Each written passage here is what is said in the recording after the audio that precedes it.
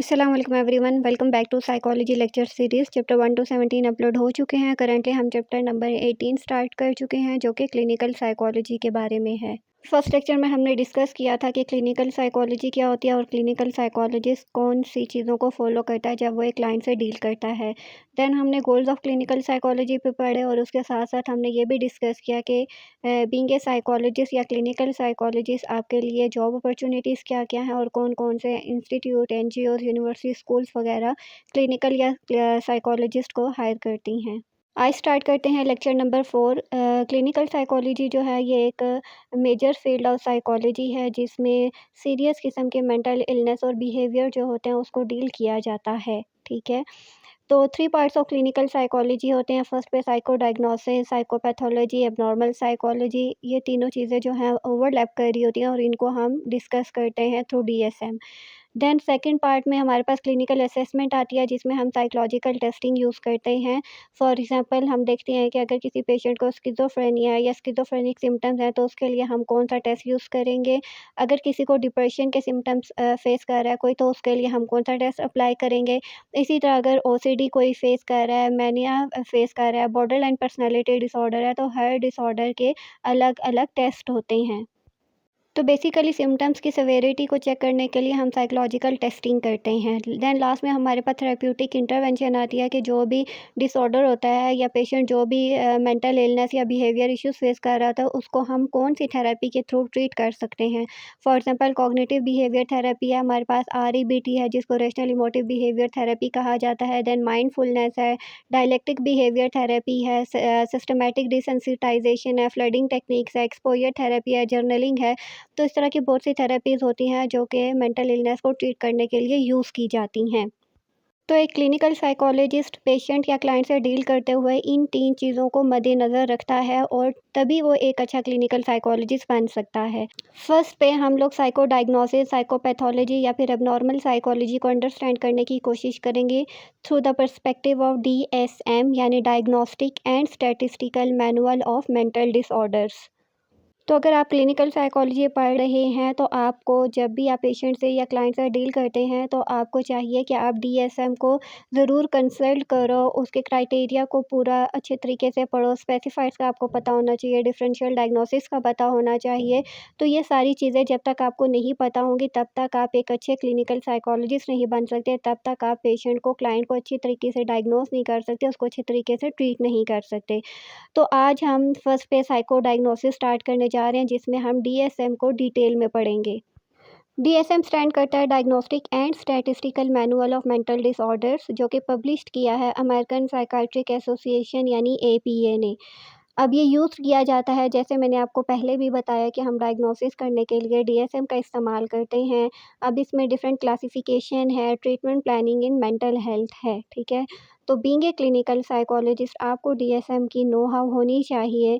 ये कब पब्लिश्ड हुआ, किसने पब्लिश्ड किया और कितने वर्ज़न इसके आ चुके हैं, फर्स्ट वर्ज़न क कब आया था, जो करंट वर्ज़न चल रहा है वो कब आया और उसमें क्या रिविज़न्स हुई।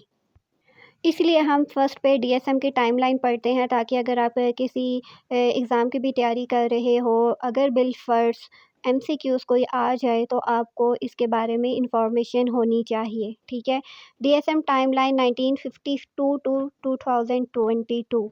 फर्स्ट पे एडिशन है यानी डीएसएम 1, 2, 3, 3, 4 और करंटली जो है वो डीएसएम 5 चल रहा है, जिसका रिवाइज़्ड एडिशन है। तो अगर डीएसएम 1 की बात करें तो फर्स्ट डीएसएम 1 जो है वो पब्लिश्ड हुआ था 1952 में। और की फीचर्स एंड चेंजेस की बात करें तो इसमें 106 डिसऑर्डर्स थे जो कि साइको एनालिटिक थ्योरी पे बेस्ड करता था और ये world war 2 military diagnostic system जो आया था उससे इन्फ्लुएंस्ड हुआ था।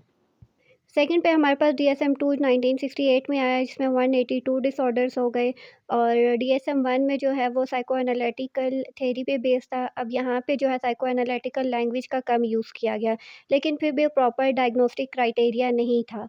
देन DSM-3 की ज़रूरत पड़ गई जो कि 1980s में आई। मेजर शिफ्ट इसमें क्या आया कि पहले जो है वो साइको एनालिटिकल थ्योरी पे बेस करती थी, अब यहाँ पे एम्पिरिकल अप्रोच आ गई।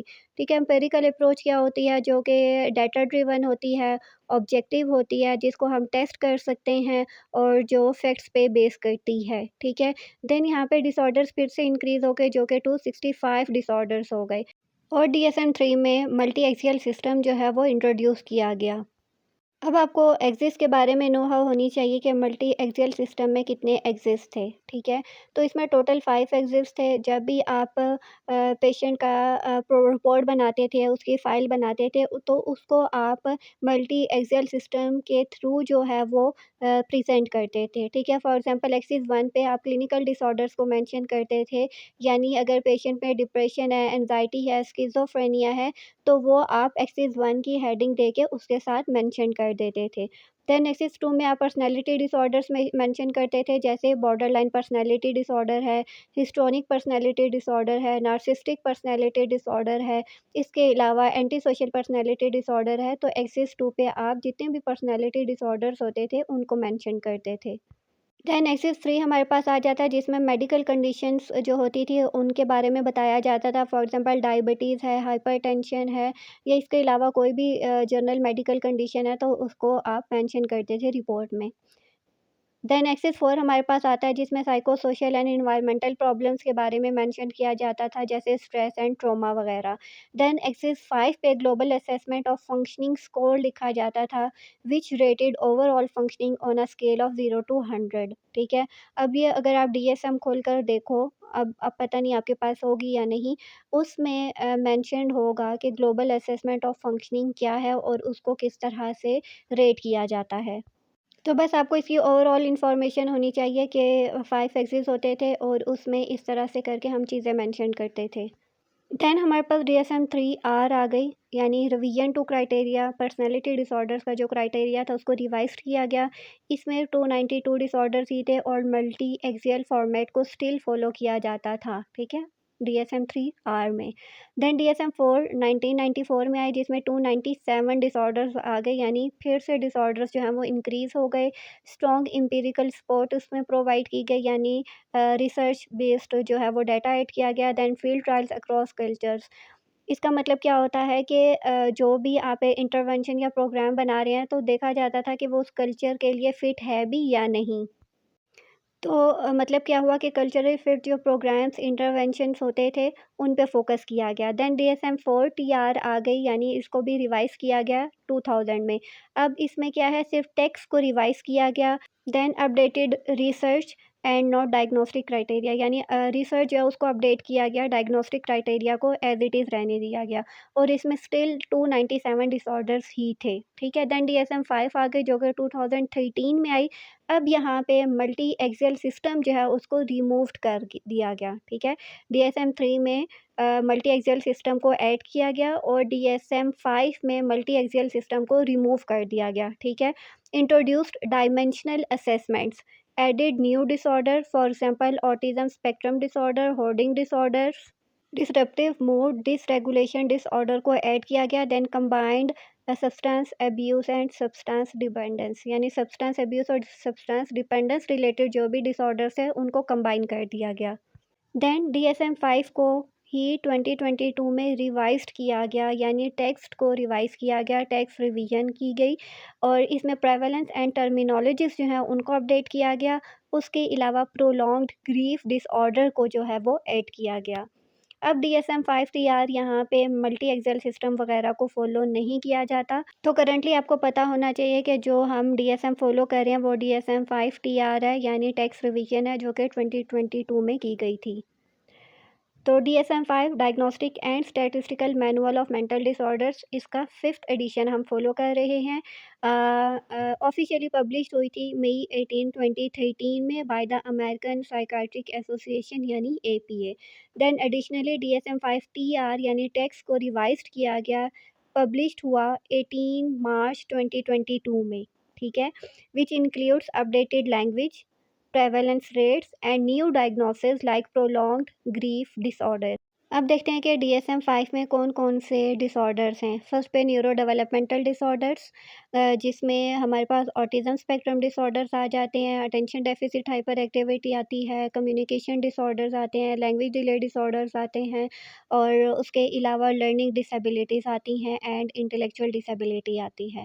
देन हमारे पास स्किज़ोफ्रेनिया स्पेक्ट्रम डिसऑर्डर्स आते हैं, जिसमें डिलीशंस, स्किज़ोअफेक्टिव डिसऑर्डर्स ये सारे आ जाएँगे, ठीक है? Then bipolar and related disorders हैं, जिसमें बाइपोलर 1, बाइपोलर 2 आ जाएगा। देन डिप्रेसिव डिसऑर्डर्स हैं, मेजर डिप्रेसिव डिसऑर्डर है, पर्सिस्टेंट डिप्रेसिव डिसऑर्डर्स हैं और रिलेटेड टू डिप्रेशन डिसऑर्डर्स हैं। देन एंग्ज़ायटी डिसऑर्डर्स हैं, जिसमें जनरलाइज़्ड एंग्ज़ायटी डिसऑर्डर है, सेपरेशन एंग्ज़ायटी डिसऑर्डर्स हैं, then OCD and related disorders हैं। उसके बाद हमारे पास trauma and stress related disorders आते हैं। देन डिसोसिएटिव डिसऑर्डर्स हैं, सोमैटिक सिम्पटम डिसऑर्डर्स है, फीडिंग एंड ईटिंग डिसऑर्डर्स हैं। 11 पे हमारे पास आता है elimination disorders, then sleep wake disorder, sexual dysfunctions, gender dysphoria, disruptive impulse control and conduct disorder, substance related and addictive disorders, neurocognitive disorders, personality disorder, paraphilic disorders.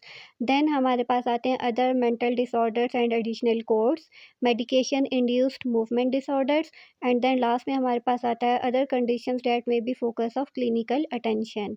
तो ये जितने भी डिसऑर्डर्स हैं हम इनको इंशाल्लाह वन बाय वन डिटेल में discuss करेंगे। उसके बाद की फ़ीचर्स ऑफ DSM-5 क्या है? कैटेगोरिकल क्लासिफ़िकेशन है, ठीक है? यानी कैटेगरीज़ में डिवाइड किया गया सारी चीज़ों को। देन स्पेसिफ़िक डायग्नोस्टिक क्राइटेरिया है कि एक प्रॉपर क्राइटेरिया को आपने फ़ॉलो करना होता है। जैसे अगर डिप्रेशन की बात करें तो 2 वीक से आपके सिम्पटम्स चलने चाहिए और जिसमें 2 इंपॉर्टेंट सिम्पटम्स कौन-कौन से हैं? एक डिप्रेस मूड होना चाहिए और lack of pleasure in activities होना चाहिए और उसके अलावा टोटल जो है ये 5 सिम्पटम्स जो हैं वो पेशेंट में 2 वीक से कंटिन्यूअसली चलने चाहिए। ठीक है, तो जब को डायग्नोस्टिक क्राइटेरिया पढ़ेंगे तो आप चीज़ों को और बेहतर तरीके से अंडरस्टैंड कर पाओगे। देन स्पेसिफायर्स और पर्सनलाइज़ेशन है। देन डायमेंशनल असेसमेंट है, फिर नो मोर एक्सियल सिस्टम है, देन कल्चरल फॉर्मूलेशन इंटरव्यू है। तो ये सारी डिटेल थी DSM-5 के बारे में। आई होप आपको पता चल गया हो कि DSM-5 क्या है और ये कब इसका फर्स्ट एडिशन आया था, कब लास्ट एडिशन आया, करंटली हम कौन-सा DSM फ़ॉलो कर रहे हैं।